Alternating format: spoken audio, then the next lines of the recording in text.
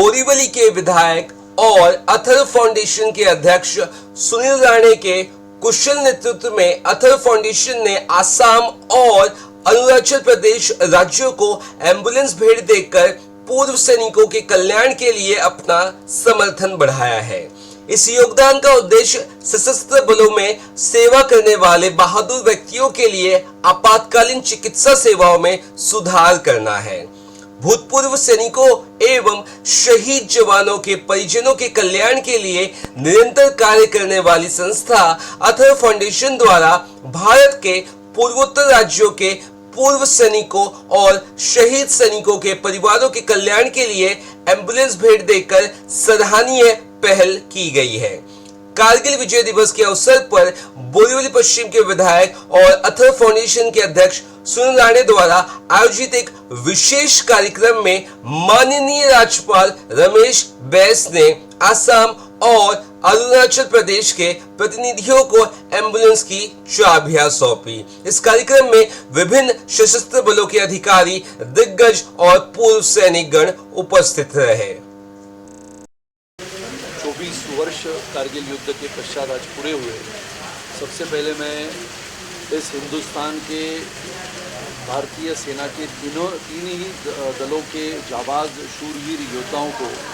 जिन्होंने अपने प्राणों से इस हिंदुस्तान की भूमि को सुरक्षित रखा और कारगिल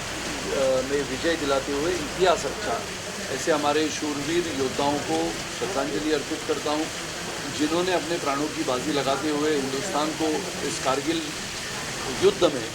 इतिहास रचते हुए अपने प्राणों का बलिदान दिया। ऐसे शूर योद्धाओं को नमन करता हूँ। आज के अथर्व फाउंडेशन के इस कार्यक्रम में हमने अरुणाचल और आसाम के राज्य सैनिक बोर्ड के पूर्व सैनिक तथा हमारे शहीद परिवारों के प्रति उनकी सेहत अच्छी रहे, इसके लिए एम्बुलेंस का वितरण जो हम करते हैं, ऐसे हमारे 2 राज्यों के लिए हमने आज 2 एम्बुलेंस का वितरण किया। हमारे साथ कर्नल चटर्जी जी यहाँ पर उपस्थित है और महामहिम राज्यपाल आदरणीय श्री रमेश बैस साहब के हाथों से ये दोनों चाबियाँ एम्बुलेंस की हमने एक अरुणाचल के लिए, आसाम के लिए आज प्रदान की। वैसे तो अथर्व फाउंडेशन ने पहले सिक्किम के लिए, फिर नागालैंड के लिए और मणिपुर के राज्यों के राज्य सैनिक बोर्ड के लिए हमने एम्बुलेंसेस प्रदान की थी। पूरे भारत भर में शहीद जवानों की बेटियों को पढ़ाने के लिए आधुनिकता से हमने सभी बेटियों के घर तक लैपटॉप पहुंचाने का काम किया। महाराष्ट्र में हमारा सैनिक शहीद होने के पश्चात उसको अनुदान के प्रति उनके परिवार को 8.5 लाख रुपए मिलते थे, लेकिन हमारे भूतपूर्व महाराष्ट्र के मुख्यमंत्री और आज के हमारे उप मुख्यमंत्री सम्माननीय देवेंद्र जी के नेतृत्व में हमने उस 8.5 लाख रुपए के अनुदान को हमने करीबन 1 करोड़ रुपए तक कर दिया था।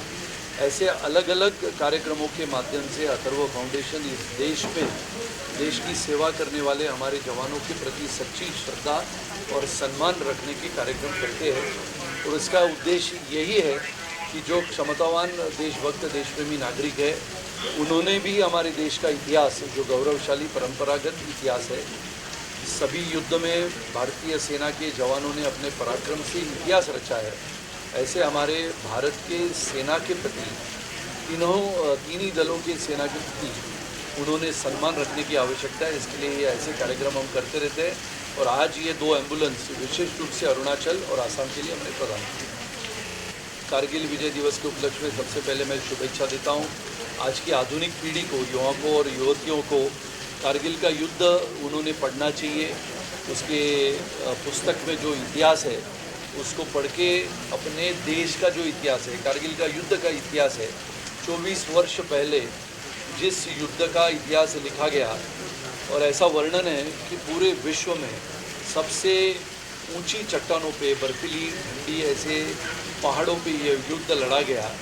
और ये महाभयंकर, भीषण और बहुत ही अद्भुत ऐसा युद्ध हमारे भारतीय सेना के जाबाज जवानों ने लड़ा।